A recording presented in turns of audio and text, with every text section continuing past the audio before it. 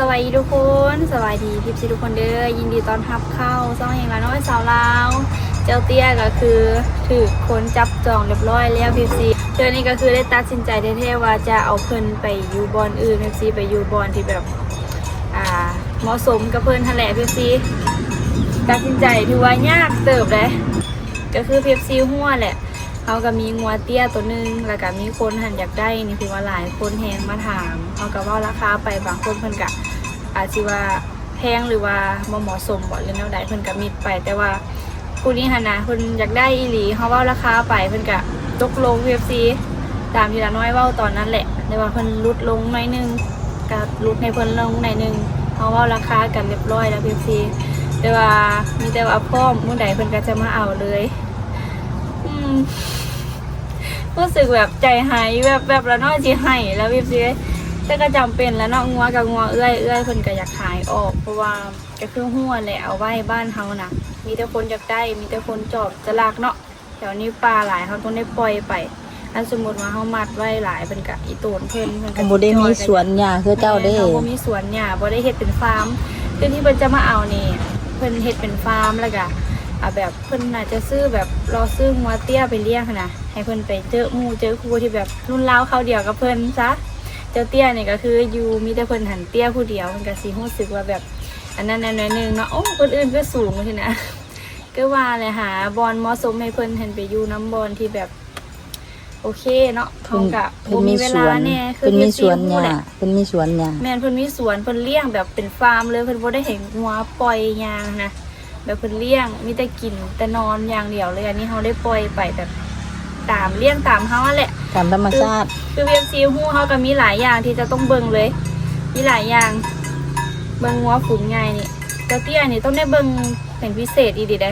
เวลาเขาปล่อยไปก็ได้เที่ยวไปจอบย่านคนรักคนเอานะเพราะว่าเขาเคยมีประวัติมาแล้วก็คืองัวเตี้ยหันเสียก็เสียใจแหละรู้สึกเสียใจอยากเลี้ยงอยู่แต่ว่าแถวบ้านเขากะเป็นป่าหลายเนาะแต่ก็จำเป็นแหละคันเฮาเชื่อมาเลี้ยงอยู่นี่มันก็บ่มีเวลาเบิ่งเนาะแล้วเฮาก็บ่มีหญ้ามีหยังให้เพิ่นอีกก็จำเป็นเฮาขายนี่เขาจะขายทั้งแม่ทั้งลูกเลยยกเพราะว่าคันสิขายแต่ลูกก็อีโตนเพิ่นเนาะเอาไปน้ำแม่ทั้งลูกเลยเพิ่นก็สิได้แนวแม่เพิ่นพร้อมแนวเตี้ยไปอีกไปขยายเติมก็ถือว่าได้กำไรหลายแหละเฮาก็คันว่า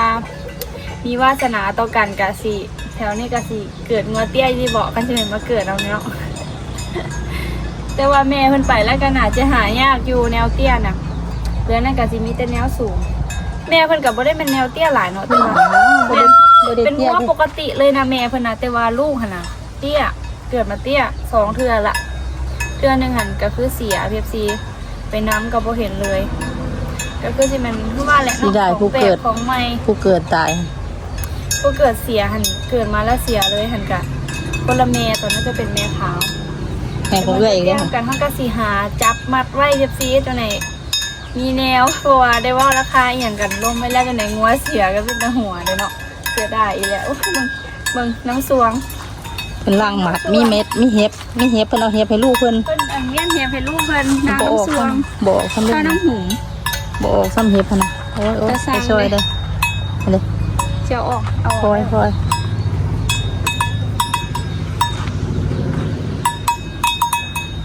โอ้ยแทงลูกแค่เอาว่าใจหมาใจเมนให้จะมีความสุขเด้นอนตากแดด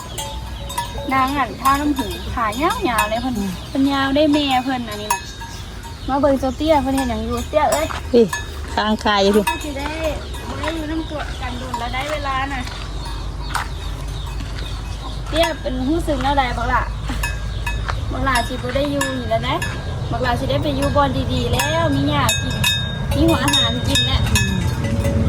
บักล่ะก็สิตุ้ยสิงามสิอุ่นรุ่นขึ้นแล้วบัดนี้น่ะอย่าลืมคิดฮอดเอื้อยเด้อเพิ่นปลูกหญ้าให้เป็นสวนก่อนที่เพิ่นจะมาหักออกจากเตี้ยไปนะคนจะมาซื้อนี่แหละบ้านเพิ่นก็อยู่แถวใกล้ๆเฮาเลยเด้ขี่รถกับบ่ได้โดนดอกคันมื้อใดละน้อยคิดฮอดละน้อยก็สิพา PFC ไปจอบเบิ่งเพิ่นคันเพิ่นให้เข้าบัดน่าจะเป็นฟาร์มเนาะเดี๋ยวเพิ่นมาเอางัวแล้วเฮาสิลองถามเพิ่นเบิ่งแบบตอนนี้ก็คือสิแบบบ่ทันได้น้ำตาออกดอกว่าตอนเอาเจ้าเตี้ยขึ้นรถพุ่นแหละละน้อยนะ ยังบ่แน่ใจว่าเพิ่นสิมาเอาเมื่อใดเฮาก็สิมัด เชือกเลยเชือกเลย เอาไว้กับแม่เพิ่นมัดแม่เพิ่นก็น่าจะอยู่นำแม่เพิ่น มือนี้นะ แม่น เอาเชือกไว้กบกล้องมาลูก นี่ก็คือจะเป็นแม่เจ้าเตี้ยเพิ่นก็บ่ได้เตี้ยหลายเด้เป็นแบบแนวปกติหั่นแหละแต่ว่าโชคดีเพิ่นไปได้น่าจะพอเพิ่นน่าจะเตี้ยเนาะได้เจ้าเตี้ยน่ะโอ้ยบักหลาเอ้ยบักหลาสิได้ไปอยู่บอนนั่นดีแล้วบอนมีหญ้ามีหยังกินมีหมู่คู่หลายๆแหละมื้อใด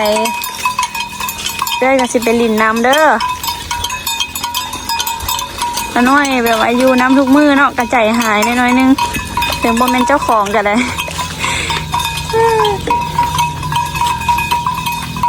นี่ราคาเจ้าเตี้ยนี่ถือว่าสูงเลยสำหรับเฮานะ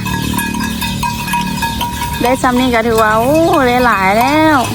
เพราะว่าเฮาบ่เคยขายงัวเตี้ยจักเทื่อเลยอายุเพิ่นนี่นะจะประมาณ 7-8 เดือนอายุเจ้าเตี้ย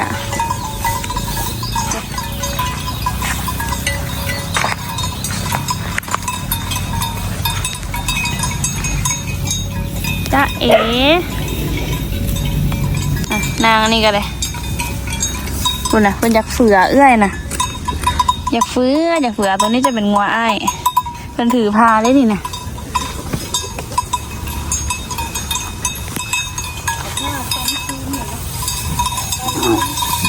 เอาจะซนกันไหมคือเจ้า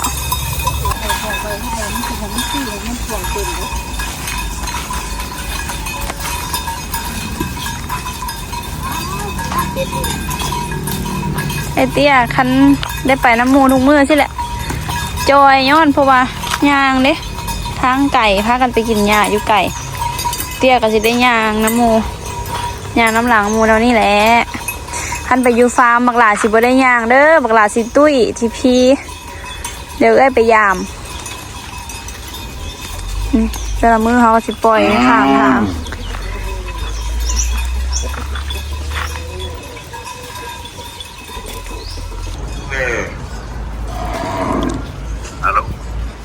ฮัลโหลลูก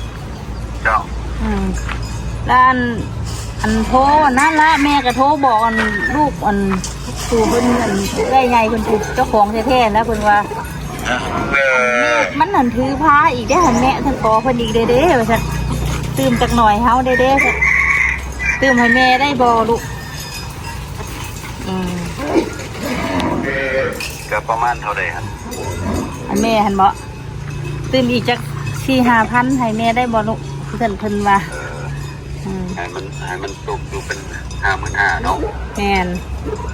แล้วลูกสะดวกมาเอาเมื่อใดโอเคแล้วล้มพวกเพิ่นโอเคแล้วเดี๋ยวเอาแจ้งกันน้องฮักก่อนเพราะน้องฮักคุณเป็นคนใกล้ๆนะโอ้แล้วมันบอกให้ลูกให้ติดต่อหาแม่ตลอดนะโอ้มันเป็นคนซื่อเอาไว้เด้เพราะว่าเอาก็เจละมื้อก็ได้รักษาคือว่าแหละรักษาโอเคเสียคนละเอื้อยใหญ่หั่นก็ได้โอเคเดี๋ยวแจ้งเจ้ากันคนกี้นี่แม่เพิ่นก็โทรถามเพิ่นว่าเพิ่นสิมาเอามื้อแรงนี่เลยบ่คันสมมุติว่าสิมาเอามื้อแรงนะเฮาสิจับมัดไว้ให้อยู่ทีสรุปก็คือยังบ่ทันได้มาเอาเทื่อแต่ว่าเว้าตกลงกันเรียบร้อยแล้วแหละประมาณเพิ่นสิโทรถามมันน้องเพิ่นก่อนเพราะว่าผู้นี้หันเฮาติดต่ออันนั้นนะบ่แม่นอันนั้นมันโดยตรงเลยเพิ่นก็ติดต่อถามน้องเพิ่นกันน้องเพิ่นอยากได้แต่ว่าเขายังมีเวลาได้อยู่น้ำเจ้าเตี้ยอยู่พี่นี่เห็นละไปแล้วเนาะเตรียมจะไปกินยาละเขาก็สิปล่อยให้เพิ่นไปกินยาน้ำมูให้เพิ่นตุ้ยเพิ่นตื่มเพราะว่ายังบ่ทันได้มาเอาเทื่อเด้ให้เพิ่นไปลิ้นน้ำมูน้ำปูมีเวลาอยู่น้ำมูราคาที่เพิ่นเว้ามาให้หันก็คือตอนนั้นละน้อยเว้าไว้หันว่าเจ้าเตี้ยน50,000นะพี่ก็ซื้อรถมาเพิ่นให้อยู่40,000เขาจะขายแม่เพิ่นน้ำแม่เพิ่นน่ะ10,000 บาทเจ้าเตี้ยน40,000ผู้เดียวพอดีทั้งแม่ทั้งลูกกะ50,000พี่สำหรับเฮาก็ถือว่าหลายเด้เพราะว่าบ่เคยขายงัวแบบตัวหนึ่งสิได้ฮอด40,000นะพี่ป ปกติก็ประมาณ 7-8 พันหรือว่าสูงสุดก็10,000งัวเถิกก็ประมาณ10,000ปลายซ้ำนี่แหละก็บ่คิดว่าสิงัวเตี้ยสิราคาแพงขนาดนี้ละน้อยว่าถ้าสมมติว่าเขาเฮ็ดเป็นครั้งเนาะแพงงัวเตี้ยนี่นะขายงัวเตี้ยนี่ก็คือสิได้อันนั้นอยู่แต่ว่าเฮาบ่มีเวลาพี่สิแล้วก็เพิ่นบ่แน่ใจแน่ว่าเพิ่นสิเกิดทุกปีบ่เจ้าเตี้ยหั่นน่ะแม่เพิ่นน่ะนะเพราะว่าแนวเพิ่นก็บ่แม่นแนวเจ้าเตี้ยแล้วตอนนี้แม่เพิ่นถือพาเจ้าเตี้ยหันสิได้น้องเอื้อยเพิ่นก็เลยว่าบอกให้ขอเพิ่นตื่มเพิ่นอีกแน่น้อยนึง5,000ได้บ่ FC เพิ่นกำลังพิจารณาคันว่าบ่ได้ก็บ่เป็นหยังคันได้ก็ถือว่าเป็นรางวัลเลยเป็นดอกเบี้ยเลยเพราะว่าเพิ่นกำลังถือพาได้น่ะคันโชคดีก็ถือว่าจะได้เป็นเจ้าเตี้ยอีกเป็น2โตเลยเพราะว่ากำลังถือพาอีกประมาณ 4-5 เดือนกันน่ะจะคลอดละอันนี้ FC ตัดสินใจแล้วแหละคนอื่นกับซีโบอันนั้นปั่นไดดอกแต่ว่ามีแต่ละน้อยแหละที่แบบรู้สึกว่าเป็นคนจังไหนพุ่นแหละเป็นคนแบบ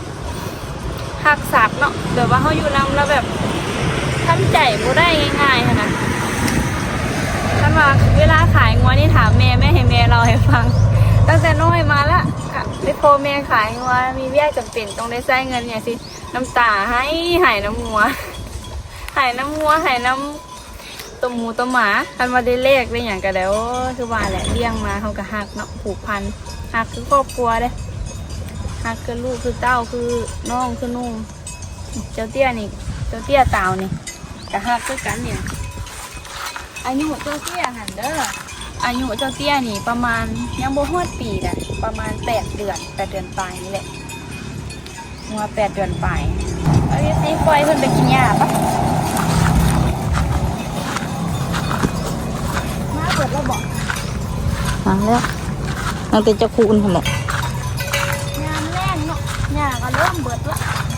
งานก็สิเริ่มจอยแล้วบ้างนี่แหละขับไปโดดแล้วแม่ไม่หนาวนี่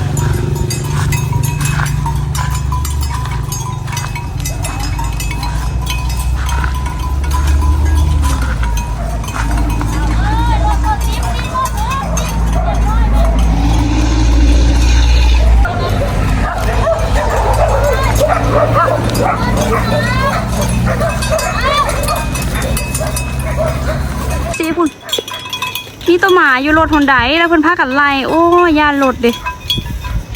ย่านรถสิต่ำเด้พากันไล่เอาแถววะไปเมื่อนี้ปล่อยให้ไปกินหญ้าก่อนเจ้าเตี้ยกันเลย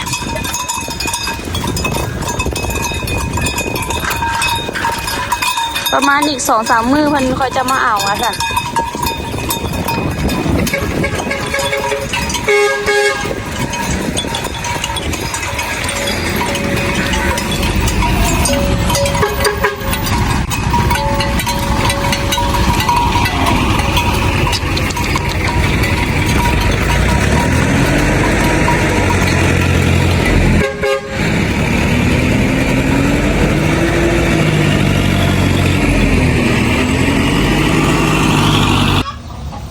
หลังจากที่ปล่อยน้องๆเพิ่นไปกินหญ้าแล้วน้อยก็มานั่งชมวิวอยู่สวนดูสินี่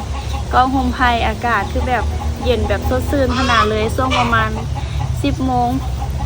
ตอนเช้าๆนี่หันหนาวแฮแอบงงหน่อยนึงเพราะว่าเห็นฝนมาน้อยนึงเมื่อคืนนี้เอื้อยเพิ่นโทรมาว่า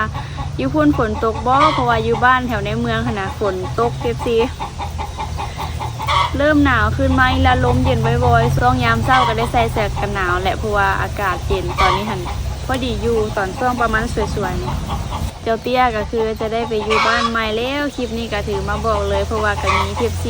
หลายคนที่เพิ่นเอ็นดูเจ้าเตี้ยหั่นน่ะหักเจ้าเตี้ยคือกับเฮาแอบเสียใจนิดนึงเพิ่นก็สิว่าล่ะเนาะว่าคันว่าเสียใจหรือว่าหักแพงหั่นน่ะแล้วสิขายออกอีหยังคือบ่เลี้ยงเอาก็ย้อนว่าหักแล้วFCเขาอยากให้เพิ่นไปอยู่บอนดีๆอยู่นำเฮาก็ถามว่าดีบ่ก็โอเคอยู่แต่ว่ายังมีบอลน่ะที่เพิ่นดีกว่านี้เพิ่นเลี้ยงเป็นฟาร์มเดี๋ยวว่าเพิ่นมีหญ้าให้กินบ่มีแบบเครื่องให้กินตลอดปีเลยเพิ่นก็อาจจะมีหัวอาหารให้กินบ่มีหญ้าให้กินบ่เพิ่นอาจจะปลูกหลายๆจังซี่เดี๋ยวเตี้ยก็สิตุ้ยสีพีสีงามขึ้นก่อนอยู่น้ำเฮาอยู่ดอกเพราะว่าเฮาเลี้ยงนี่คือว่าแหละ PFC ฮู้เฮาก็เฮ็ดหลายอย่าง เลี้ยงงัวกะเลี้ยงแบบธรรมชาติปล่อยไปตามป่าตามดงฮอดยามมากะไปไล่เอาเพิ่นมาบ่ได้ติดตามอยู่ทุก24ชั่วโมงหั่นน่ะคือเพิ่นเลี้ยงเพิ่นน่ะจะเลี้ยงแบบมีฟาร์มมีหญ้ามีหัวอาหารให้กินแล้วก็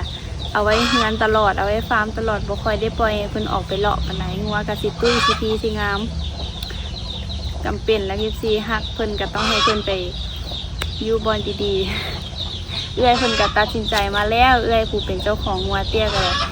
จะขายคันบ่ขายคันว่าเก็บไว้กับย่านั่นยากน้องยากะพ่อแม่เพราะว่าต้องได้เที่ยวจอบตลอดแล้วก็จะบ่ได้คอยเฮ็ดเวียกอื่นปานใดพี่จำเป็นต้องได้ขายออกเพราะว่าก็มีคนสนใจนี่ล่ะแฮงอยู่ดิยามเฮาไล่งัวออกไปนอกไปอย่างนี้เพิ่นมาถามตลอดแหละว่าขายบ่หลายเจ้าแฮงที่เพิ่นมาถามน่ะผู้นี้เพิ่นก็น่าจะโอเคกับราคาเพิ่นก็แม่นสนใจเพิ่นเที่ยวมาหลายเทื่อแฮงอีหลีจำเป็นแล้วตัวเตี้ยก็ขายออกแล้วเด้อพี่ละน้อยก็มาอัปเดตให้ฟังยานนี้เพิ่นถามหาอีกต่อไปโอ้เจ้าเตี้ยไปใส่น้ออีกประมาณ 2-3 มื้อนี่แหละเพิ่นก็จะมาเอาแล้วเป็นอะไรเฮากะจะถ่ายให้เบิ่งเด้อพี่คลิปนี้ละน้อยก็จะได้ขอตัวลาไปก่อนแล้วใครมาคลิปนี้อย่าลืมกดไลค์กดแชร์กดติดตามเพื่อเป็นกำลังใจให้เราเด้อขอบใจพี่ทุกคนที่รับชมจนจบคลิปแล้วบ่กดข้ามโฆษณาสำหรับคลิปนี้ขอตัวลาไปก่อนแล้วพบกันในคลิปหน้าเด้อบ๊ายบาย